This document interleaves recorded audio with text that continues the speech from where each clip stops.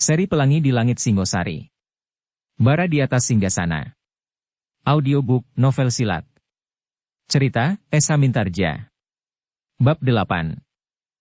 Kedua senapati yang mengapitnya itu pun sama sekali tidak berbicara apapun. Sekali-sekali Mahisa Walungan mencoba memandangi wajah keduanya berganti-ganti. Tetapi sangatlah sulit untuk menangkap kesan pada wajah-wajah itu. Ketika Mahisa Walungan sempat menebarkan pandangan matanya, maka terasa kesiagaan yang luar biasa di halaman istana itu. Di setiap regol ia melihat beberapa orang prajurit pengawal. Bahkan di sudut-sudut longkangan dan di sudut-sudut bangsal dijaga pula oleh prajurit-prajurit pilihan pengawal istana. Mahisa Walungan menarik nafas dalam-dalam. Kakanda Baginda benar-benar menganggap bahwa aku akan memberontak. Dipersiapkannya prajurit pengawal sekian banyaknya, agar aku tidak dapat lolos lagi, seandainya aku berniat demikian, katanya di dalam hati. Namun Mahisa Walungan saat itu sama sekali tidak ingin lari. Ia tidak merasa bersalah sama sekali, sehingga karena itu, ia akan menghadapi setiap keadaan dengan dada tengadah. Bahkan mungkin ia masih mendapat kesempatan untuk membela diri dan memberikan bukti bahwa ia memang tidak bersalah.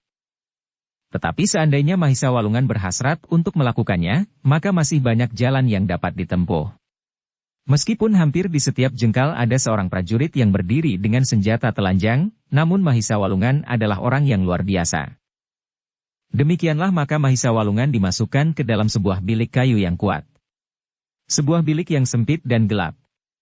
Di sudut bilik itu terdapat sebuah pembaringan kayu yang keras. Tanpa alas sama sekali.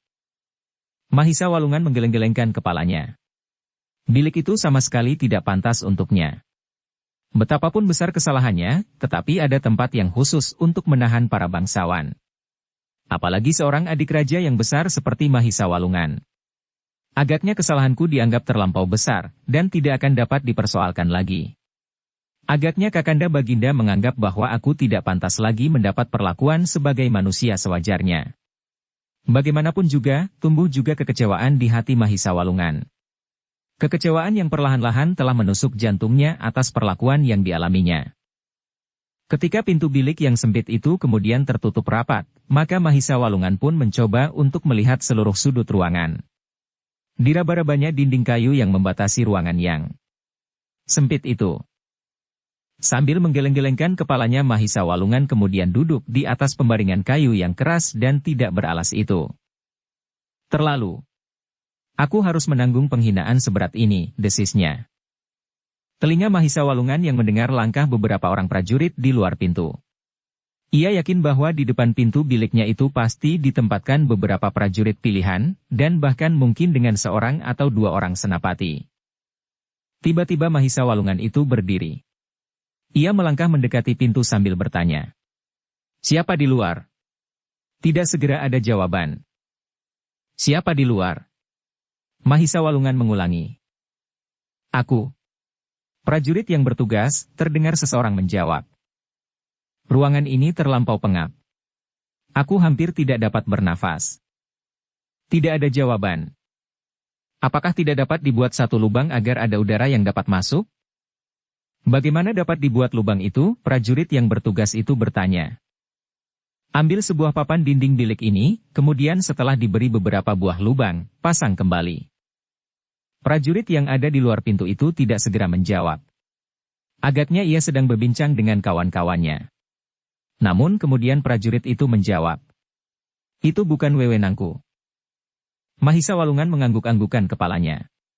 Ia sadar bahwa hal itu sama sekali bukan wewenangnya. Tetapi udara di bilik yang sempit itu serasa semakin mencekiknya. Bagaimana kalau aku membuat sendiri? Bertanya Mahisa Walungan. Prajurit yang bertugas menjaganya menjadi heran. Bagaimana ia dapat membuat sendiri? Bagaimana? Mahisa Walungan mendesak. Tetapi apakah Tuan dapat membuat sendiri? Beritanya prajurit itu. Aku akan membuatnya. Aku tidak dapat bernafas lagi. Sebelum prajurit itu menjawab, Mahisa Walungan telah mulai meraba-raba dinding kayu yang tebal itu. Kemudian ia mengatupkan giginya rapat-rapat. Sejenak ia memusatkan segenap kemampuannya, dan sejenak kemudian, maka tangannya pun seakan-akan meremas sesuatu. Prajurit-prajurit yang bertugas di luar bilik itu terkejut ketika mereka melihat 5 buah jari yang tiba-tiba saja seakan-akan menembus dinding kayu yang tebal itu. Kemudian dengan suatu remasan yang menghentak, terjadilah sebuah lubang pada dinding kayu itu. Prajurit-prajurit yang melihat hal itu justru diam mematung. Terasa seakan-akan darah mereka berhenti mengalir. Sebelum mereka menyadari keadaan masing-masing, maka mereka melihat tangan itu telah membuat lubang yang lain. Ketika pada dinding bilik itu telah terjadi 5 buah lubang, maka terdengar suara dari dalamnya. Aku kira sudah cukup. Ternyata suara itu telah membangunkan para penjaga. Mereka segera berloncatan mendekati lubang-lubang itu. Tetapi mereka tidak tahu apa yang harus mereka lakukan. Seorang senapati yang melihat kegelisahan itu tanpa mengerti sebabnya dari kejauhan, segera mendekatinya. "Heh, kenapa kalian berloncatan?" "Lihat," jawab salah seorang prajurit. "Apa?" Karautan. "Lubang itu." Senapati itu tidak segera mengerti. Dipandanginya lubang itu dengan tajamnya. "Ya lubang itu," katanya di dalam hati. "Tentu bukan lubang yang memang sudah ada. Lubang-lubang itu tidak berbentuk bulat atau persegi atau bentuk-bentuk ukiran. Lubang itu sama sekali tidak berbentuk dan bahkan telah memecahkan serat-erat kaya di sekitarnya." "Kenapa dengan lubang itu?" tiba-tiba senapati itu bertanya. Prajurit itu pun kemudian mengatakannya bahwa Mahisa Walungan yang telah membuatnya dengan jari-jarinya. Terasa dada senapati itu tergetar. Ia sama sekali tidak membantah bahwa sebenarnya lah Mahisa Walungan pasti mampu melakukannya. "Maaf," tiba-tiba terdengar suara Mahisa Walungan. "Aku terpaksa membuat lubang itu karena aku hampir mati tercekik oleh kepepatan udara di dalam bilik sempit ini." Senapati itu tidak menjawab. "Tetapi percayalah bahwa aku tidak akan lari," sambung Mahisa Walungan. Tidak ada jawaban. Senapati itu berdiri saja mematung. Namun tiba-tiba ia menganggukkan kepalanya sambil berkata di dalam hatinya. "Memang luar biasa. Kalau Baginda benar-benar marah dan melakukan hukuman atasnya, aku tidak tahu apakah yang akan terjadi atas Kediri." Tanpa berkata sesuatu maka senapati itu pun meninggalkan bilik sempit yang mengurung Mahisa Walungan di dalamnya. Para prajurit menjadi terheran-heran. Senapati itu tidak memberikan perintah apapun. Sejenak mereka saling berpandangan, dan sejenak kemudian salah seorang berbisik. "Apakah yang akan kita lakukan sekarang?" Kawannya menggelengkan kepalanya. "Tidak ada. Tidak ada perintah apapun. Biar saja dinding itu berlubang. Asal yang ada di dalamnya tidak lepas." Tetapi kawannya ragu-ragu. Kalau Mahisa Walungan mampu melubangi dinding kayu yang tebal itu, apakah sulitnya baginya memecahkan pintu bilik kemudian dengan sekali pukul membuat setiap prajurit pingsan? Tetapi prajurit itu tidak mengatakannya. Namun dadanya yang berdebaran serasa menjadi semakin bergetar. "Kita harus berhati-hati," berkata prajurit yang lain. "Kalau tahanan yang satu ini lepas, kita akan mengalami nasib yang paling pahit." Kawan-kawannya mengangguk-anggukan kepalanya. Namun tiba-tiba salah seorang dari mereka berbisik. "Heh, apakah kalian percaya bahwa Adinda Baginda ini akan memberontak?" Sejenak para prajurit itu saling berpandangan. Tetapi tidak seorang pun yang memberikan jawaban. Bahkan prajurit yang bertanya itu pun kemudian terdiam. Dalam pada itu, Baginda Kertajaya telah memerintahkan senapati muda yang bernama Pujang Warit itu untuk mengatasi keadaan. Ia harus berusaha membubarkan pemusatan pasukan di sebelah utara Ganter dan memberinya kekuasaan untuk menyalurkan ketegangan mereka ke perbatasan. "Kau bertanggung jawab atas mereka," sabda Baginda. "Supaya mereka tidak kehilangan gelora perjuangan mereka yang telah terlanjur membakar dada mereka." "Hamba Baginda." "Mereka akan hamba bawa, tidak saja ke perbatasan. Tetapi supaya gelora jantung mereka tersalurkan, hamba akan memasuki Tumapel." "Kau harus dapat membawa Ken Arok itu," perintah Baginda kemudian. "Tetapi sebelumnya Gubar Baleman harus menghadap lebih dahulu." "Hamba tuanku. Kalau kali ini kau berhasil, maka meskipun ada orang-orang lain yang lebih tua daripadamu, maka kau akan menepati tempat yang baik. Kau akan menjadi panglima pasukan tempur. Tetapi aku akan membagi kekuasaan Mahisa Walungan. Aku akan memisahkan garis kepemimpinan pasukan keamanan dan pengawal. Dengan demikian maka jabatannya akan dipegang oleh 3 orang. Senapati muda itu mengerutkan keningnya. Ia menjadi agak kecewa karena kekuasaan Mahisa Walungan tidak mutlak dapat dipegangnya. Tetapi ia menyadari kemudaannya. Mungkin kekuasaan itu akan dapat berkembang di waktu yang mendatang. Tetapi sebelum itu, kau harus membuktikan lebih dahulu apa yang pernah kau sanggupkan. Menumpas pemberontakan Tumapel dan menggagalkan pemberontakan Mahisa Walungan, berkata Baginda Kertajaya kemudian. Selanjutnya, aku sendirilah yang akan menjatuhkan hukuman atas Mahisa Walungan dan Gubar Baleman. Hamba tuanku. Hamba akan segera melakukan perintah tuanku. Senapati itu pun kemudian meninggalkan istana. Di depan regol ia bertemu dengan dua orang penasehat Baginda. Sambil tersenyum kedua orang tua itu berbisik. Mudah-mudahan kau berhasil. Agaknya Baginda mempercayai kita. Kau jangan mengecewakan kami. Dengan demikian kami tidak selamanya menjadi penasehat saja, karena kami ingin kekuasaan yang lebih besar dari seorang penasehat. Pujang Warit pun tersenyum pula. Bahkan terasa detak jantungnya menjadi semakin cepat, dan dadanya seakan-akan mengembang. Meskipun demikian ia menjawab. Tetapi Baginda masih belum mempercayai kita sepenuhnya. Ternyata Baginda tidak berhasrat untuk mengangkat seorang panglima yang menyeluruh. Agaknya Baginda masih ragu-ragu juga. Bukan karena Baginda tidak mempercayai kita. Tetapi sudah tentu Baginda masih meragukan kemampuanmu. Kalau kau kelak dapat membuktikan bahwa kau mampu menandingi kemampuan Mahisa Walungan, maka meskipun kau bukan Adinda Baginda, namun Kediri memerlukan orang kuat yang dapat memimpin pasukannya untuk melawan pemberontakan Tumapel dan mungkin juga para pengikut Mahisa Walungan dan Gubar Baleman. Senapati muda itu tertawa. Sekilas ia memandang para prajurit yang sedang bertugas di luar regol. Kemudian sambil mengangkat dadanya ia berkata, "Jangan ragu-ragu. Aku tahu kemampuan Mahisa Walungan. Tetapi aku tidak mau kalah daripadanya. Kalau ada kesempatan aku memang ingin membuktikannya dalam perang tanding." "Kau tidak akan mendapat kesempatan itu," jawab salah seorang penasehat raja itu. "Mahisa Walungan pasti akan mendapat hukuman mati setelah Gubar Baleman tertangkap pula. Keduanya akan menjadi pengewan-ewan di alun-alun dan bahkan mungkin akan diarak di sepanjang jalan-jalan besar sekota." "Sayang," berkata senapati muda itu. "Tetapi bagaimanapun juga aku akan membuktikan bahwa aku tidak kalah dari Mahisa Walungan." "Baiklah. Lakukanlah tugas yang diberikan kepadamu baik-baik." "Terima kasih. Aku akan segera pergi ke Ganter atas nama Baginda Kertajaya. Pasukanku sudah ada di sebelah pemusatan pertahanan yang dibuat oleh Mahisa Walungan. Kalau ada beberapa orang senapati yang tidak mau tunduk kepada keputusan Sri Baginda, maka aku akan menumpas mereka dengan kekuatan. 3 orang senapati bersama pasukannya telah berpihak kepadaku. Sepasukan prajurit pengawal dengan 2 orang senapatinya telah diperbantukan kepadaku pula apabila aku perlukan.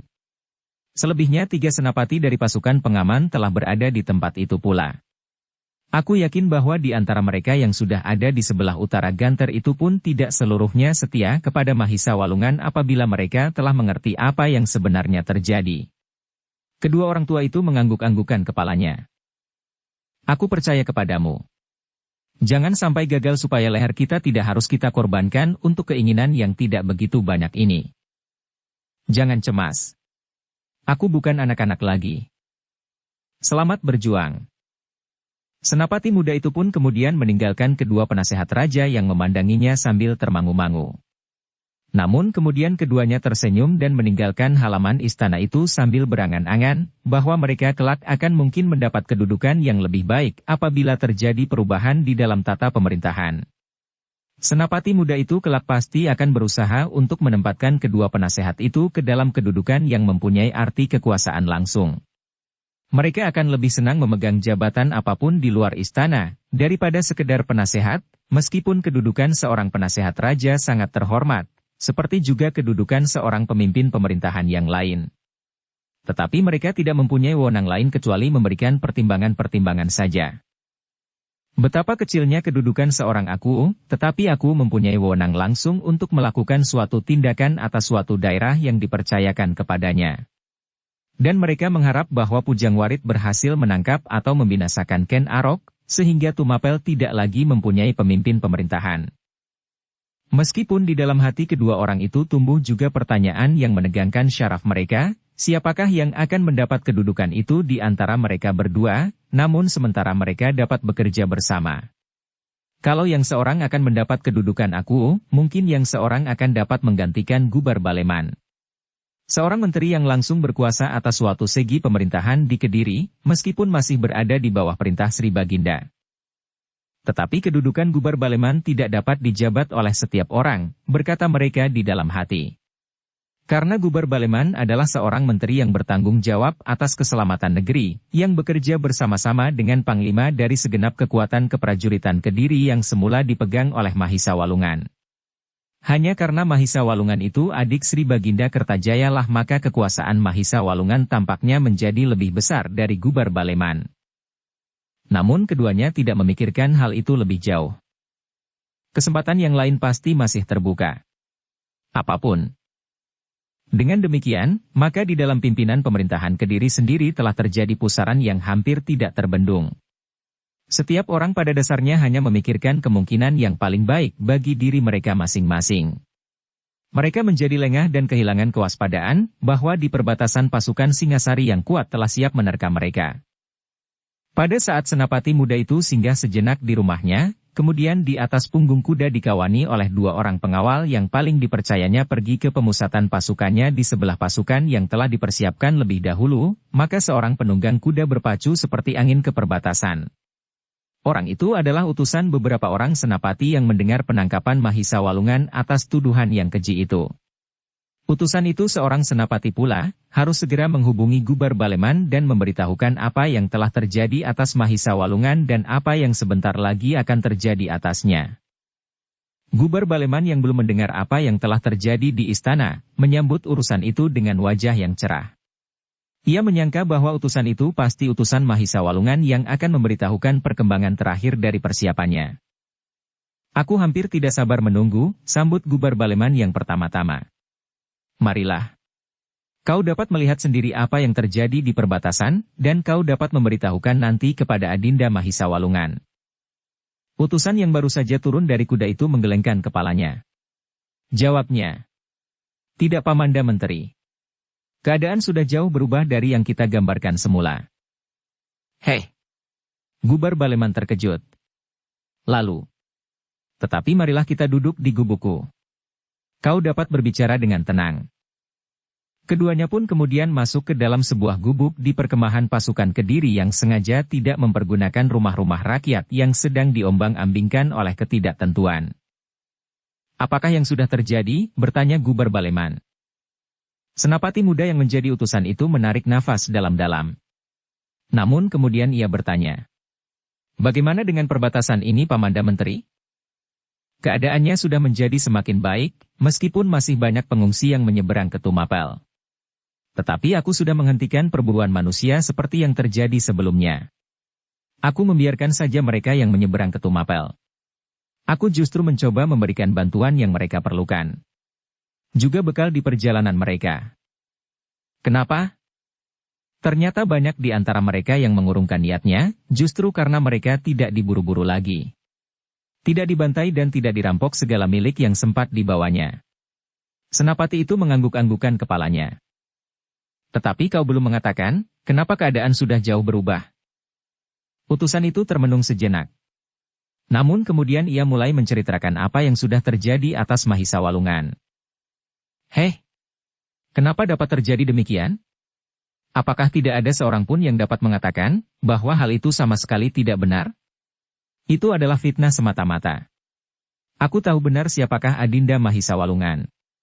Ia adalah Adinda Baginda yang terlampau setia. Baginda sudah menjadi mata gelap. Menurut dugaanku pasti ada orang-orang istana yang sengaja memutar balik keadaan. Kini Baginda mempercayakan pimpinan keprajuritan kepada Pujang Warit, dengan mempertaruhkan segenap keselamatan negeri ini. Pujang Warit, kenapa Pujang Warit? Bukankah Pujang Warit tidak jauh lebih tua daripadamu? Ya. Umur kami berselisih 3 tahun saja. Gubar Baleman mengangguk-anggukan kepalanya. Katanya kemudian. Memang Pujang Warit mempunyai beberapa kelebihan dari kawan-kawannya. Apalagi yang lebih muda daripadanya. Tetapi ia pasti belum mempunyai cukup kebijaksanaan untuk memimpin pasukan Kediri. Apalagi dalam keadaan seperti sekarang. Gubar Baleman mengangguk-anggukkan kepalanya. Sejenak ia merenung. Dicobanya untuk mengerti, apakah kira-kira yang sudah terjadi di istana.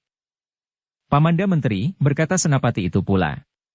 Tugas Pujang Warit sependengaran kami adalah menumpas pemberontakan Tumapel, membubarkan pemusatan pasukan Adinda Mahisa Walungan dan memanggil Pamanda Menteri Gubar Baleman ke istana. Gubar Baleman sama sekali tidak terkejut. Ia mempunyai tanggapan yang tajam terhadap keadaan. Aku akan dipanggil dan tidak akan keluar lagi dari istana itu. Begitu agaknya. Utusan para senapati itu tidak menyahut. Aku sama sekali tidak berkeberatan. Tetapi aku mencemaskan nasib perbatasan ini dan bahkan seluruh Kediri. Itulah yang kami pikirkan, sehingga aku tergesa-gesa menemui Pamanda Menteri. Kalau aku memenuhi panggilan itu, aku adalah seorang menteri yang paling setia kepada Baginda. Tetapi dengan demikian aku sudah melepaskan kesetiaanku kepada Kediri, karena kini ternyata bahwa Baginda sudah terpisah dari Kediri dalam keseluruhan. Jadi, aku menjadi bingung. Tetapi bagiku Kediri adalah wadah yang harus diselamatkan.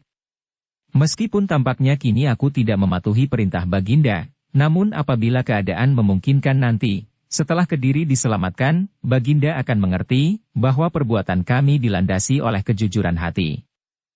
Senapati muda itu mengangguk-anggukkan kepalanya. Aku akan mempertimbangkan, apakah yang akan aku lakukan dalam keadaan yang semakin kalut ini. Di perbatasan pasukan Singasari menjadi semakin kuat, di dalam istana para pemimpin saling berdesakan untuk mendapatkan keuntungan diri sendiri. Benar-benar suatu keadaan yang membuat kita semua harus berprihatin. Senapati itu masih mengangguk-anggukkan kepalanya. Begitulah Pamanda Menteri. Karena itu, terserahlah kepada Pamanda. Tidak ada lagi orang tua yang pantas melindungi Kediri dan isinya selain Pamanda Menteri Gubar Baleman. Kami, para senapati, sudah kehilangan kepercayaan kepada siapapun. Juga kepada Pujang Warit.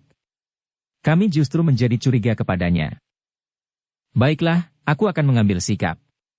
Beri kesempatan aku berpikir hari ini. Aku akan menunggu. Petang nanti aku akan kembali ke Ganter. Aku menyangka bahwa perkembangan keadaan pasti masih akan terjadi. Mungkin lebih cepat dari yang kita duga. Baiklah, sahut Gubar Baleman. Kemudian, aku akan melihat perbatasan. Mungkin aku dapat meninggalkan sehari 2 hari. Aku ingin melihat apa yang sudah terjadi di istana. Tetapi tidak sebagai seorang pesakitan. Gubar Baleman pun kemudian menyiapkan kudanya untuk melihat-lihat daerah perbatasan. Dibawanya 3 orang pengawal kepercayaannya dan senapati muda itu, agar ia dapat melihat sendiri betapa ringkihnya pasukan Kediri di perbatasan. Demikianlah maka Gubar Baleman itu kemudian mendatangi setiap pasukan yang ada. Ditemuinya para senapati yang memimpin pasukan-pasukan mereka dengan sepenuh hati. Mereka memang sudah bertekad mempertahankan Kediri mati-matian. Namun mereka pun telah mengetahui rencana Mahisa Walungan.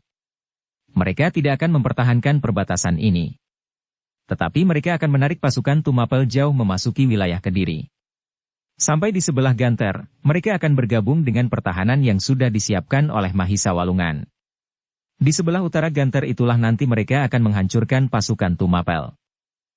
Para senapati itu pun kemudian melaporkan bahwa tidak ada gerakan yang mencurigakan di pihak lawan.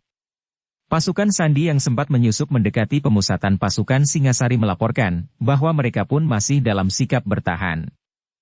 Sepasukan prajurit khusus telah berada di perbatasan pula, lapor seorang senapati. Apakah yang kau maksud dengan pasukan khusus? Pasukan yang cukup besar, yang terdiri dari beberapa kelompok. Menurut keterangan yang didengar oleh beberapa orang petugas Sandi, pasukan itu justru dibentuk dari orang-orang Kediri sendiri yang telah mengungsi ke Singasari. Bukan main, geram Gubar Baleman. Itulah kelebihan Ken Arok yang sekarang menyebut dirinya Sri Rajasa. Pasukan itu dipimpin sendiri oleh Kakanda Permaisuri Singasari. Siapa? Mahisa Agni. Gubar Baleman menarik nafas dalam-dalam. Dalam keadaan yang demikian, orang yang paling dapat diharapkan oleh Kediri, Mahisa Walungan, kini berada di dalam tahanan Sri Baginda sendiri. Karena itu, dalam waktu yang singkat, Gubar Baleman mengumpulkan beberapa orang senapati yang memang tidak banyak jumlahnya itu. Kepada senapati yang tertua, Gubar Baleman menyerahkan kepercayaan untuk memimpin seluruh pasukan di perbatasan. Aku akan melihat apa yang telah terjadi di Kediri. Aku ingin membuktikan sendiri, kenapa Adinda Mahisa Walungan harus berada di dalam bilik tahanan. Baiklah, jawab senapati tertua itu. Aku akan berusaha untuk melakukan tugas ini sebaik-baiknya. Seandainya keadaan meruncing, dan kau tidak dapat menunggu aku, sebelum ada perubahan apapun, lakukanlah rencana yang telah kita susun. Aku mengharap bahwa kekuatan di Ganter itu masih memadai. Baiklah. Gubar Baleman pun kemudian kembali ke gubuknya untuk segera mempersiapkan dirinya dan berkemas-kemas. Ia ingin pergi ke Kediri bersama senapati muda itu hari itu juga. Tetapi sebelum Gubar Baleman sampai ke gubuknya, seorang pengawalnya telah menemuinya sambil berkata, "Aku sedang menyusul Tuan di sepanjang perbatasan." "Kenapa?" "Ada utusan dari Sri Baginda." Gubar Baleman mengerutkan keningnya. Sejenak kemudian ia berpaling kepada senapati muda di sampingnya sambil berkata, "Begitu cepatnya Pujang Warit mengambil tindakan. Aku memuji kelincahannya." Senapati itu menganggukkan kepalanya. "Tetapi ia masih kurang cepat dari kau." Senapati itu masih sempat tersenyum ketika Gubar Baleman pun tersenyum. Kemudian kepada pengawal yang menyusulnya itu ia berkata, "Baiklah. Aku akan menemuinya." "Berapa orang jumlah utusan itu?" "6 orang." Sekali lagi Gubar Baleman tersenyum. "Jumlah yang besar." "Tidak," sahut senapati muda di sampingnya. "Jumlah yang pantas dalam keadaan serupa ini." Gubar Baleman kini benar-benar tertawa, meskipun terasa aneh. "Katakan kepada utusan itu, sebentar lagi aku akan menemui mereka." "Baiklah." Sepeninggal pengawal itu Gubar Baleman kemudian berkata, "Kau jangan menampakkan dirimu supaya mereka tidak tahu bahwa berita tentang Adinda Mahisa Walungan telah sampai kepadaku." "Baiklah. Tetapi cobalah mendengarkan apa yang mereka bicarakan. Kalau ada kesempatan, berusahalah mendekat." Sulit. Gubuk itu terlampau kecil.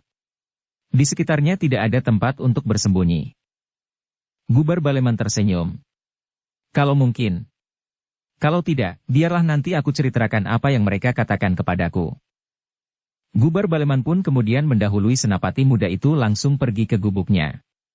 Di luar gubuk itu ia melihat beberapa ekor kuda yang tertambat, sedang tamu-tamunya sudah duduk di atas tikar di dalam gubuknya yang sempit. Ketika mereka melihat Gubar Baleman, maka mereka pun segera membungkukkan kepala mereka dengan hormatnya. "Kami datang untuk menghadap Pamanda Menteri Gubar Baleman," berkata salah seorang dari para utusan itu, juga seorang senapati yang masih muda. "Baiklah."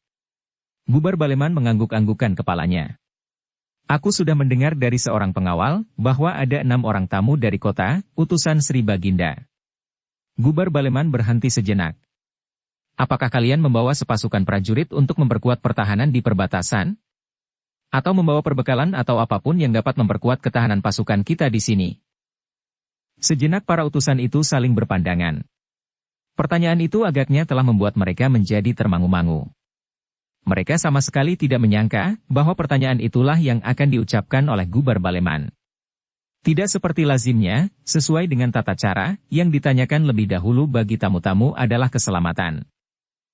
Baru sejenak kemudian senapati muda yang memimpin utusan itu dapat menjawab. "Pamanda Menteri, mungkin Baginda ingin mendengar laporan tentang penumpasan pemberontakan Tumapel.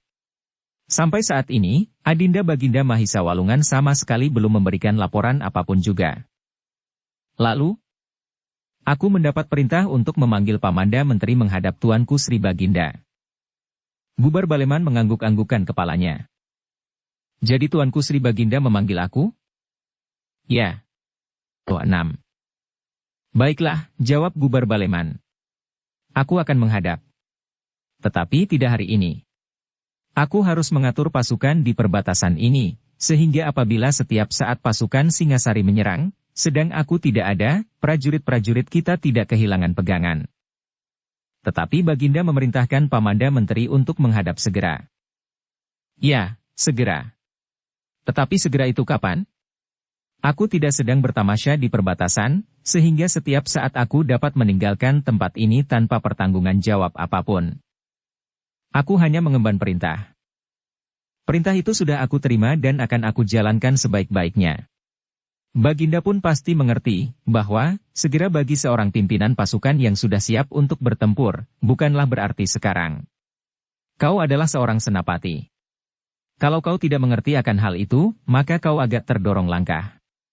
Seharusnya pangkatmu diturunkan 2 atau 3 tingkat lagi. Wajah senapati muda itu menjadi merah padam. Sekilas dipandanginya wajah kawan-kawannya. Namun ia masih menahan diri untuk tetap bersikap baik. Pamanda Menteri, berkata senapati itu. Perintah Baginda sebenarnya lebih jelas lagi. Pamanda diperintahkan menghadap bersamaku. Boleh, boleh saja. Kalau begitu tunggulah. Hari ini aku akan menyelesaikan pekerjaanku di sini. Kalau besok semuanya sudah tidak mencemaskan lagi, kita akan pergi bersama-sama.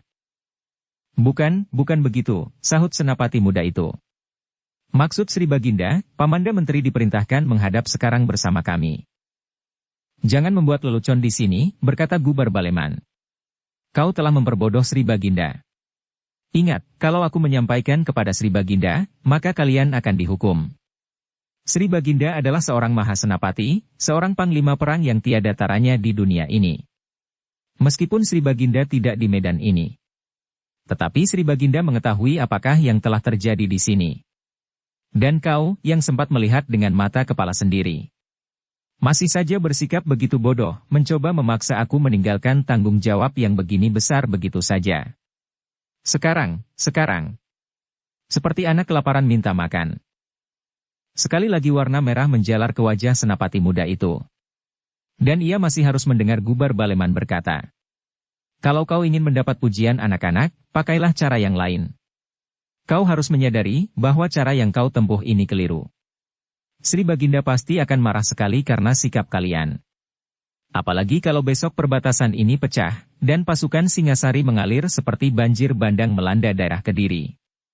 Nah, apakah kau sadar bahwa kau akan digantung karena kesalahanmu itu? Bukan hanya kau. Tetapi aku juga akan digantung, karena aku telah meninggalkan tanggung jawabku. Senapati itu menjadi bingung.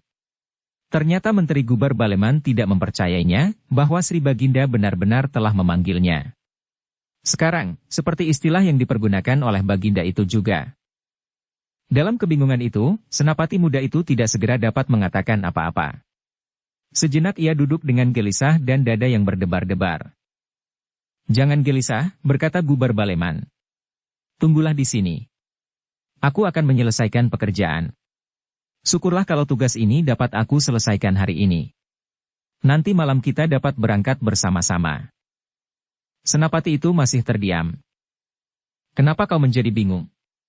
Ingat, kau adalah seorang senapati. Bukan anak-anak lagi. Pamanda Menteri, berkata senapati itu. Aku memang menjadi bingung. Perintah Baginda memang berbunyi demikian. Aku harus membawa Pamanda Menteri menghadap sekarang. Potong Gubar Baleman. Kau sangka apa aku ini, Kenapa kau harus membawa aku? Apakah aku tidak dapat menghadap sendiri? Maksudku, Pamanda diperintahkan untuk menghadap sekarang. Aku tidak mempergunakan kata-kataku sendiri, tetapi aku mempergunakan istilah Sri Baginda. Sekarang. Gubar Baleman menarik nafas dalam-dalam. Kau memang bodoh. Kau tangkap arti kata seperti katanya itu sendiri. Tetapi baiklah. Kalau kau berkeras, tunggulah aku di sini.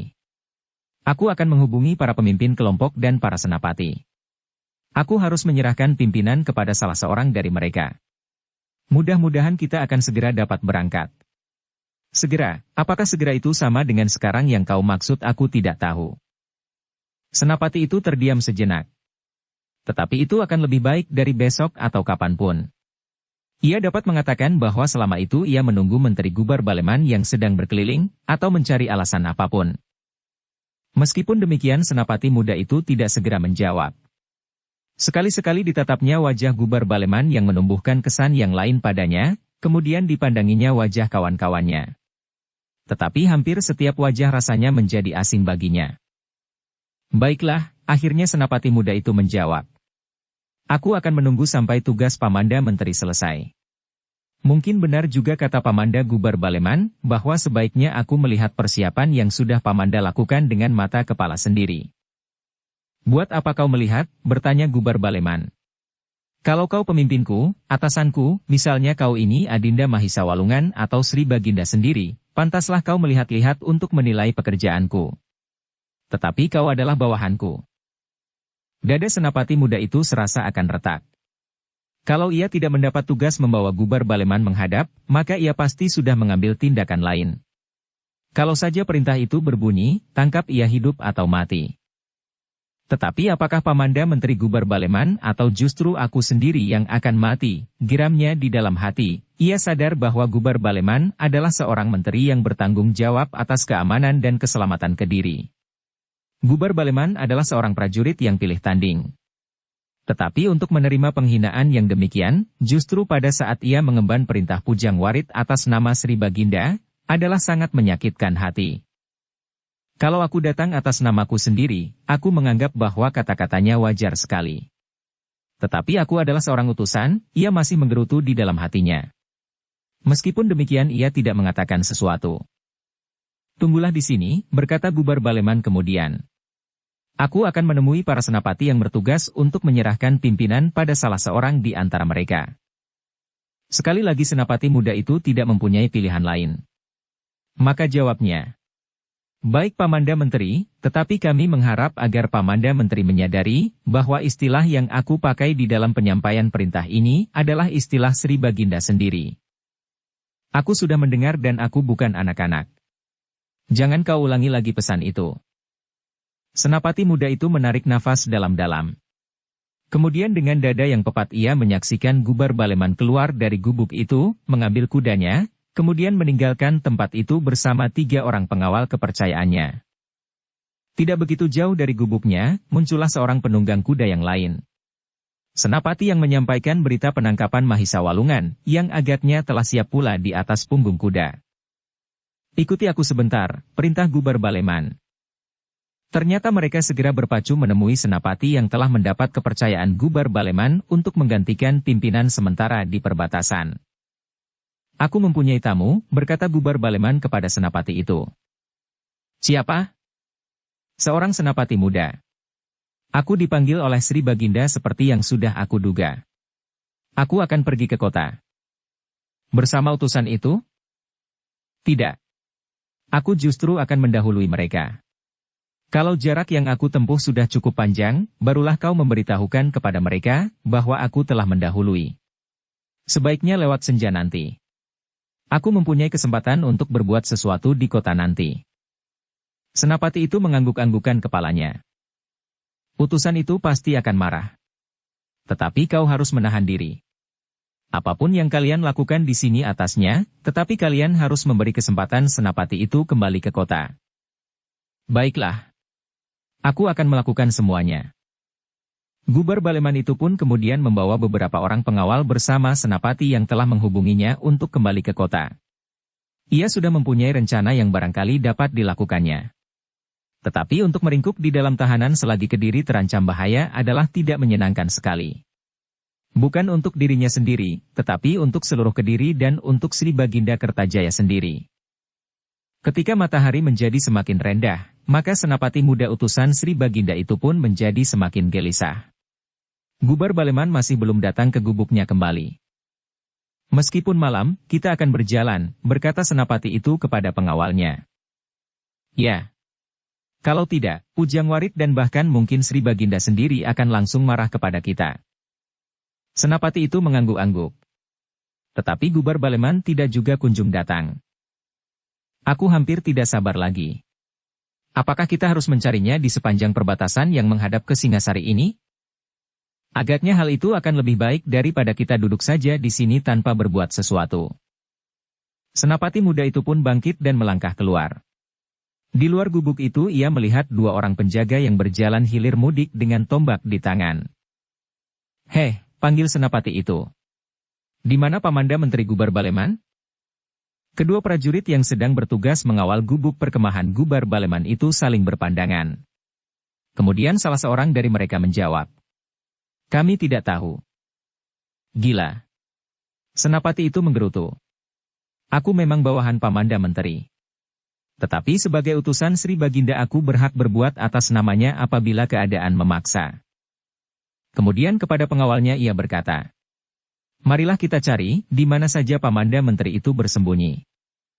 Para pengawalnya pun kemudian keluar pula dari dalam gubuk itu. Masing-masing pergi ke kudanya yang terikat di halaman perkemahan. Namun sebelum mereka meninggalkan perkemahan itu, mereka tertegun karena mereka melihat beberapa penunggang kuda mendekati mereka. Senapati muda yang memimpin utusan dari kota itu menyongsong beberapa orang penunggang kuda itu. Namun sebelum ia bertanya sesuatu, salah seorang dari penunggang kuda yang mendekatinya itu berkata, "Akulah yang kini memegang pimpinan di perbatasan selagi Menteri Gubar Baleman pergi ke kota." Senapati muda itu mengangguk-anggukan kepalanya. "Tetapi kaulah yang menjadi utusan Sri Baginda memanggil Menteri Gubar Baleman?" "Iya," jawab senapati muda itu. "Kenapa kau masih berada di sini?" "Kenapa?" Senapati muda itu heran mendengar pertanyaan penunggang kuda itu. "Ya kenapa? Yang kau jemput sudah lama berangkat. Dan kau masih menunggui gubuk ini." Wajah senapati muda itu menegang. Kemudian ia maju selangkah sambil berkata, "Jangan bergurau. Aku adalah utusan Sri Baginda." Penunggang kuda itulah yang tampaknya menjadi heran. Katanya, "Aku sudah lama berada di perbatasan. Di daerah yang tegang dan panas ini. Aku sudah tidak sempat bergurau lagi." Senapati itu menjadi semakin tegang. Katanya, "Katakan, di mana Pamanda Menteri Gubar Baleman?" "Sudah aku katakan. Menteri Gubar Baleman sudah kembali ke kota bersama beberapa orang pengawalnya." "Bohong." "Heh, kenapa aku berbohong? Apakah gunanya? Kalau kau mencari seseorang, apakah gunanya aku menyembunyikannya? Apalagi seorang menteri." Senapati muda itu menjadi marah karenanya. Disangkanya penunggang kuda itu mempermainkannya. "Cepat, tunjukkan aku di mana Pamanda Menteri Gubar Baleman sebelum aku mengambil tindakan atas nama Sri Baginda." Tetapi penunggang kuda itu justru tertawa. Katanya, "Kau seorang senapati, aku juga seorang senapati. Umurmu dan umurku terpaut cukup banyak, sehingga menurut tata kesopanan seorang prajurit, kau harus menghormati aku.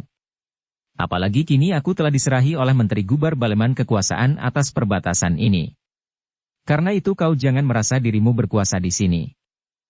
Aku memang tidak, tetapi kekuasaan Sri Baginda merata sampai ke ujung bumi. Setiap orang dapat berkata demikian. Tetapi kau tidak mempunyai kekuasaan apa-apa selain memanggil Menteri Gubar Baleman. Dan aku sendiri mengetahui ketika ia berangkat meninggalkan daerah ini." Katanya, "Baginda memanggil aku sekarang." "Sekarang?" Darah senapati muda itu serasa mengalir seluruhnya ke kepala. Dengan suara lantang ia berkata, "Agaknya Pamanda Menteri Gubar Baleman telah bersepakat dengan kau untuk mengadakan lelucon ini. Jangan menunggu aku kehilangan kesabaran. Aku adalah utusan Sri Baginda yang mempunyai kekuasaan atas namanya, seperti kekuasaan Sri Baginda sendiri." Alangkah sakit hati senapati muda itu ketika penunggang kuda itu justru tertawa. Jangan terlampau besar kepala anak muda. Memang kadang-kadang senapati yang masih sangat muda, mudah kehilangan keseimbangan. Kau pasti mempunyai beberapa kelebihan sehingga dalam umurmu yang masih semuda itu, kau sudah sampai kepada jabatan seorang senapati yang memimpin sepasukan prajurit. Tetapi kau sama sekali masih belum mempunyai kebijaksanaan sama sekali. Kau sangka bahwa seorang utusan mempunyai wewenang yang mengutusnya. Bagaimanakah apabila dua orang utusan atau penguasa atas nama Sri Baginda berbeda pendirian? Siapakah yang lebih kuasa dari keduanya? Tetapi aku mendapat kekuasaan itu. Aku juga. Sebagai seorang senapati yang mendapat perintah pelimpahan yang berjalur dari Sri Baginda, aku menjadi pimpinan tertinggi dari seluruh pasukan Kediri di perbatasan. Setiap prajurit yang datang di perbatasan langsung di bawah perintahku, kecuali mereka yang memang berkedudukan lebih tinggi daripadaku. Aku bukan pasukan perbatasan. Tetapi kau berada di daerah kuasaku, sedang kau tidak berkedudukan lebih tinggi daripadaku.